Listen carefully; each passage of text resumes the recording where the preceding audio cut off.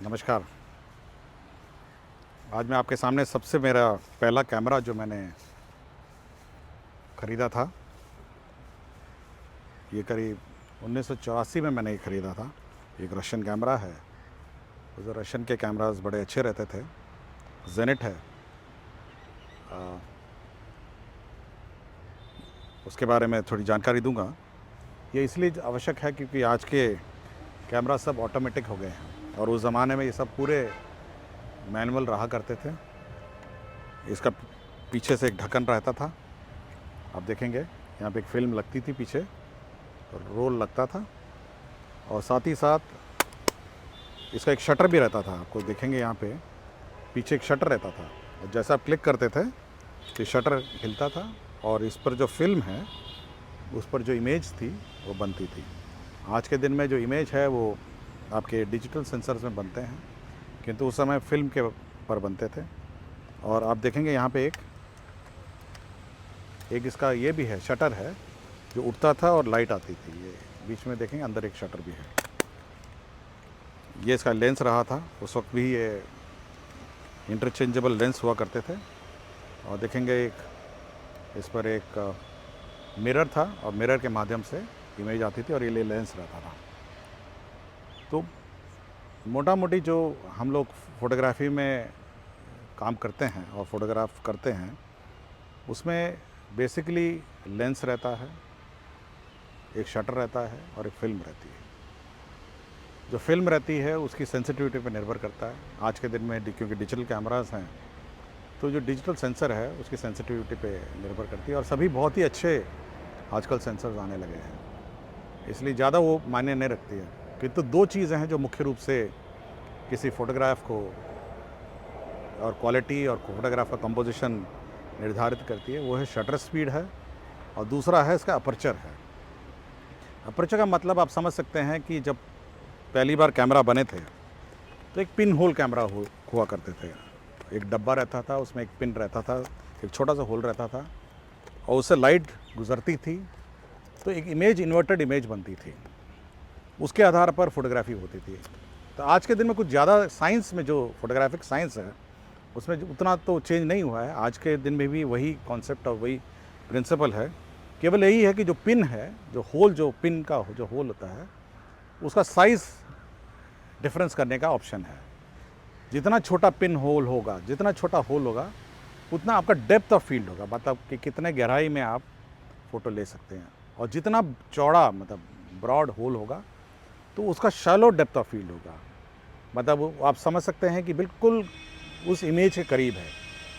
मैं कुछ शेयर अभी करता हूँ कि डेप्थ ऑफ फील्ड वाले फ़ोटो कौन से हैं और शैलो फील्ड कौन से हैं। तो दोनों में आप देख सकते हैं कि किसी में डेप्थ ऑफ फील्ड ज़्यादा है।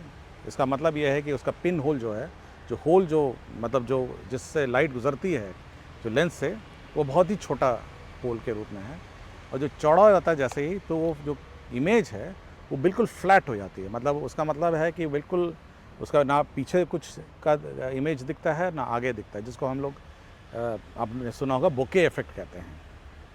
तो ये सभी लेंस पर निर्भर रहता है कि कितना छोटा होल हो और कितना चौड़ा होल हो। और ये जो होल होता है, ये इसमें एक पिन रहती है, आप देखेंगे यहाँ पे एक पिन है, इससे कंट्रोल होता है और ये ट्रिगर होता है कैमरा से। दूसरा ये शटर स्पीड है।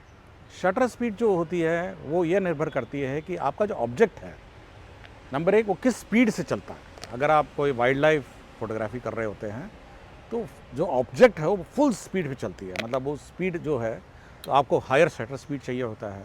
यदि हम खड़े हुए हैं, अब जैसे मेरा पोर्ट्रेट फ़ोटो है तो इसमें ज़्यादा शटर स्पीड की ज़रूरत नहीं होती है। आप 40, 1/50 सेकेंड, 1/40 सेकेंड, 1/30 सेकेंड पे भी चला सकते हैं। और अगर आप बर्ड की फ़ोटोग्राफी, अगर उड़ते हुए बर्ड की फ़ोटोग्राफी करेंगे तो 2500 से 3600 से 4000। तो और ये बड़े एडवांस कैमराज़ में ये ऑप्शंस रहते हैं।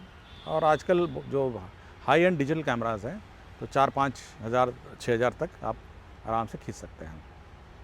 तो मोटा मोटी जो कैमरा है, जो फोटोग्राफी होती है, उसके 3 कॉन्सेप्ट है। एक तो है आपका अपर्चर कितना होना चाहिए, दूसरा आपका शटर स्पीड कितना होना चाहिए, और तीसरा यह निर्भर करता है कि आपकी कैमरा की सेंसिटिविटी क्या है। और उस कैमरा की सेंसिटिविटी मोटा मोटी सब आजकल कैमरा सभी मोटा मोटी सभी कैमराज हाईली सेंसिटिव होते हैं। यदि आप किसी मोबाइल से खींचते हैं, आप कहेंगे कि मोबाइल में फ़ोटोग्राफ में क्या अंतर है। मोबाइल में आप कुछ कंट्रोल नहीं कर सकते हैं। आपका डेप्थ ऑफ फील्ड भी कंट्रोल रहता है, आपका अपर्चर स्पीड भी कंट्रोल रहता है और आपका सेंसिटिविटी कंट्रोल रहता है, सब कुछ फिक्स्ड रहता है। आप केवल इमेज कंपोज कर सकते हैं कि हाँ ये मेरा इमेज है और कंपोज करके आप कर सकते हैं। कुछ कैमरा ऑप्शन देते हैं मैनुअली कंट्रोल करने का, ISO जो सेंसिटिविटी का पैरामीटर है, और कुछ आपके शटर स्पीड पर भी कंट्रोल रखते हैं क्योंकि ये डिजिटल शटर्स रहते हैं इसमें। लेकिन आपका डेप्थ ऑफ फील्ड मोटा मोटी सेम रहता है सब में, मतलब डेप्थ ऑफ फील्ड का कंट्रोल मोबाइल कैमराज में कम ही रहता है।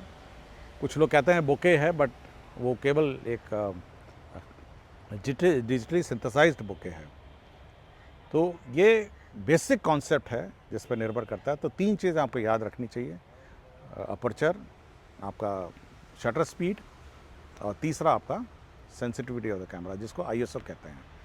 और इसी का तीनों का जो प्ले होता है उस पर ये निर्भर करता है कि आपकी फ़ोटो कैसी आती है, डार्क हो जाती है। ज़्यादा शटर स्पीड रखेंगे तो लाइट कम होगी, अपर्चर बहुत ही छोटा रखेंगे तो लाइट कम हो जाएगी।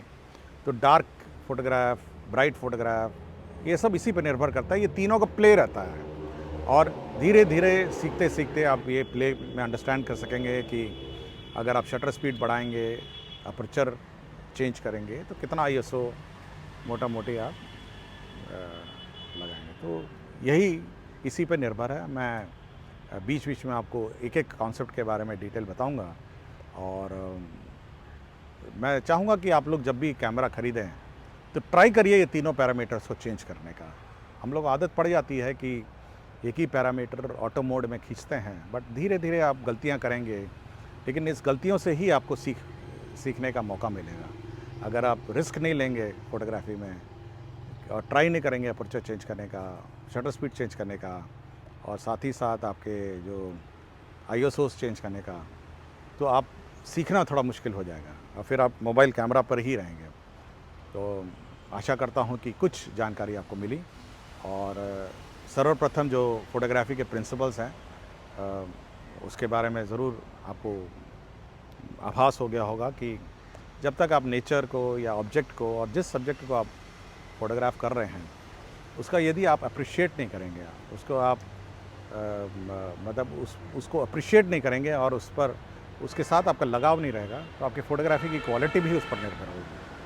और ये सब निर्भर करता है, जैसे हम नेचर फ़ोटोग्राफी करता हूँ, वाइल्ड लाइफ करता हूँ, तो जब तक आपका उस नेचर से, उस वाइल्ड लाइफ से आपका लगाव नहीं रहेगा, तो जस्ट मैकेनिकल एक लेंस लिया, कैमरा लिया, क्लिक करते रहेंगे तो उस क्वालिटी के फ़ोटोग्राफ्स नहीं आएंगे। आप अप्रिशिएट करिए, थोड़ा वॉच करिए नेचर को, थोड़ा ऑब्ज़र्व करिए, थोड़ा स्टडी करिए, उसके बाद आप अपने कैमरा को फ्रेम करके क्लिक करेंगे। और कुछ ज़रूर अगली बार मैं शेयर करूँगा और इस बार थोड़े सैम्पल आपको बता देता हूँ, दिखा दूँगा इस क्लिप के बाद कि शॉर्ट डेप्थ में क्या होगा, मतलब नैरो डेप्थ ऑफ फोकस में क्या होता है, लॉन्ग डेप्थ ऑफ फोकस में क्या होता है। कुछ फ़ोटोग्राफ्स मैं शेयर करता हूँ इस क्लिप के बाद। आशा है कि कुछ बेसिक जानकारी इससे मिली है, बहुत ही संक्षेप है। सीखना बड़ा लंबा पीरियड रहता है।